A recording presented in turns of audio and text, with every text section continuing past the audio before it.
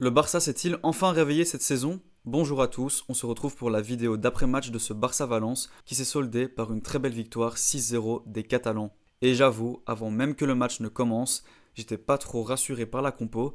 Pour moi, ça manquait un peu de cadre ou de joueurs qui font réellement la différence. À la base, je voulais faire souffler Rafinha car il revenait d'une trêve fatigante avec le Brésil, mais étant donné l'absence de Lamine, je serais parti avec Rafinha titulaire. Comme ça, tu gardes quand même un cadre en attaque. Mais selon certaines rumeurs, on a appris qu'en fait, Rafinha a été mis sur le banc car il est arrivé en retard à l'échauffement. Sinon, Flick l'aurait titularisé. La question a d'ailleurs été posée à Flick après le match et il a très vite nié que c'était à cause d'un retard, mais plutôt que c'était une décision du staff et que Rafinha et d'ailleurs aussi Araujo revenaient d'un long voyage. Flick ne voulait peut-être pas rajouter de l'huile sur le feu en descendant Rafinha devant la presse. En plus, après son doublé, ça aurait été dommage. Quoi qu'il en soit, Flick a fait en sorte de vite tourner la page et de parler football. Ma deuxième inquiétude concernait la titularisation de Eric Garcia à la place de Christensen. Je ne sais pas si c'est pour faire souffler Christensen en vue du match face à Newcastle ou parce que Flick ne le considère pas comme titulaire, mais la situation concernant Christensen m'inquiète un peu et j'espère que Flick comptera sur lui cette saison et lui donnera un rôle important car on aura besoin de lui.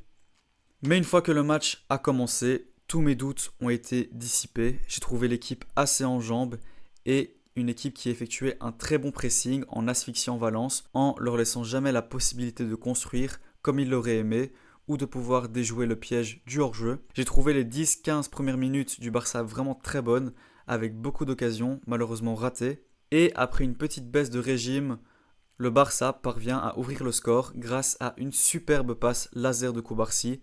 Ferran est parvenu à dévier ce ballon dans la course de Fermin qui est venu inscrire ce très beau but. À la mi-temps, on était à environ 11 tirs à 0 pour le Barça, ce qui témoigne quand même de la domination. C'est limite si l'équipe B ne paraissait pas plus impliquée que la A lors des 3 derniers matchs de la Liga. C'est comme si on avait retrouvé une équipe qui jouait collectivement et qui ne pensait pas à ses stats personnelles. En seconde période, les montées de Lewandowski et Rafinha ont permis d'être plus efficaces, notamment en inscrivant chacun un doublé. Le Barça jusqu'à maintenant manquait un petit peu de tranchant offensivement. Ferran avait beaucoup trop raté devant et à ce niveau-là, tu peux pas rater autant. Ton équipe peut payer ce manque d'efficacité. D'ailleurs, l'occasion où il met le poteau, honnêtement, je pensais vraiment qu'on allait le payer et que Valence allait pouvoir revenir dans le match. Mais finalement, Rafinha et Lewandowski ont très vite remis les pendules à l'heure avec leur doublé et Fermin également avec un boulet de canon du gauche en seconde période. Et je vais revenir un petit peu sur Fermin parce que franchement, sa qualité de frappe est vraiment surprenante. Qu'il frappe du droit ou du gauche, honnêtement, c'est très fort. Sa frappe me surprend toujours. Et quand je pense que Chelsea avait proposé seulement 40 millions pour Fermin, je suis vraiment bien content que Fermin soit resté. Surtout quand on voit aussi la rentrée de Olmo, qui encore une fois me convainc toujours pas. C'est toujours pas ça, il paraît toujours assez nonchalant. Et il est toujours dans la continuité de ses matchs en début de saison. Quant à Rashford par contre, il manque encore ce petit truc pour que je sois entièrement convaincu. Mais là, il a fait un très bon match, il a dribblé, percuté, apporté de la profondeur. Et on a vu parfois quand il accélérait qu'il laissait vraiment ses opposants sur place. Donc il y a vraiment du bon. Il semble monter en puissance au plus il joue. Et il a lâché, comme je l'ai dit précédemment, une très belle passe décisive vers Rafinha. Globalement, on peut dire que c'est une victoire très positive. Flick semble avoir remis de l'ordre. On a retrouvé l'implication et surtout de l'humilité. Ça a joué en équipe et forcément, si tout le monde est solidaire, eh bien même défensivement, t'es beaucoup plus serein. Chose qu'on n'avait pas vue durant les 3 premiers matchs en Liga, et cela permet d'engranger de la confiance avant ce déplacement compliqué à Newcastle. On peut maintenant passer à la note des joueurs. Alors je préviens tout de suite, forcément je serai beaucoup plus gentil par rapport au match face au Rayo. Pour Yohan Garcia et Koubarsi, je leur donne la note de 7. Ils ont été très bons. Yohan Garcia n'a pas eu grand chose à faire, mais il a été très rassurant et relancé le ballon très proprement. Quant à Koubarsi, très bon match de sa part. C'est grâce à sa passe qu'on est parvenu à ouvrir le score. Quant au reste des défenseurs, je leur donne la note de 6. Pas parce qu'ils ont été mauvais, mais globalement, ils ont été peu sollicités. Gérard, quand il montait, je ne l'ai pas trouvé toujours très pertinent, mais il a encore montré qu'il avait une très bonne patte gauche. Eric Garcia a quelques problèmes à la relance, qui auraient pu mettre en difficulté l'équipe. Mais voilà, pas grand chose à dire sur le match. Toute la défense a été très solidaire. Dans le milieu, encore une fois, Pedri, c'est très fort. Sa régularité est incroyable. Avec lui, je pense que je vais me répéter chaque semaine. Je lui donne la note de 8, pas besoin d'en dire plus. Quant à Casado, je lui donne la note de 7, comme d'habitude, très généreux dans les efforts, et j'ai bien aimé son match. Et toujours dans le milieu, on retrouve Fermin, qui a inscrit un doublé.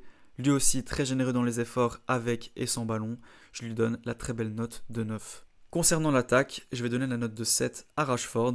Il commence à prendre confiance dans son jeu et ça se voit. Il tente de plus en plus et il a délivré une belle passe décisive. Ferran, malheureusement, il a beaucoup trop raté devant. Ça aurait pu d'ailleurs coûter très cher au Barça si l'opposition avait un niveau un peu plus élevé. Mais il a quand même délivré une passe décisive et il a tenté parfois quelques combinaisons intéressantes. Je lui donne la note de 6. Et d'ailleurs, je donne la même note à Rooney, qui n'a pas été mauvais. Je l'ai trouvé vraiment intéressant sur son côté. Alors bien sûr, c'est un autre profil que Lamine, qui va aller dribbler constamment 2-3 joueurs. Mais c'est bon de savoir qu'on peut compter sur Rooney. Il s'est montré à plusieurs occasions, tentant sa chance à plusieurs reprises. J'ai trouvé son match vraiment intéressant. Et on finit rapidement avec les remplaçants. Je vais donner la note de 8 à Rafinha et Lewandowski, notamment pour leur doublé. La note de 6 à Olmo et Torrens. Et enfin, Bernal, je lui donne la note de 7. Il a joué ses premières minutes depuis sa blessure il y a un an face au Rayo. Et en seulement 10 minutes, il est parvenu à délivrer une belle passe décisive vers Robert. C'est très fort et on peut qu'être content pour lui. Et petit point sur le classement, après donc cette très belle victoire du Barça. Le Barça prend la deuxième place au classement, juste derrière le Real, qui eux, pour l'instant, ont gagné tous leurs matchs en Liga. Ils ont d'ailleurs gagné in extremis ce week-end face à la Sociedad, malgré l'exclusion de Huysen sur un score de 2-1. Cependant, l'Espagnol pourrait également revenir à hauteur du Barça, car ils ont encore un match de retard qu'ils vont jouer ce lundi soir. Et voilà, je pense qu'on arrive à la fin de cette vidéo. En espérant qu'elle vous aura plu, n'hésitez pas à vous abonner et à laisser un petit like. On se retrouve pour le match de Ligue des Champions ce jeudi face à Newcastle qui s'annonce extrêmement bouillant. Je vous dis à la prochaine, ciao.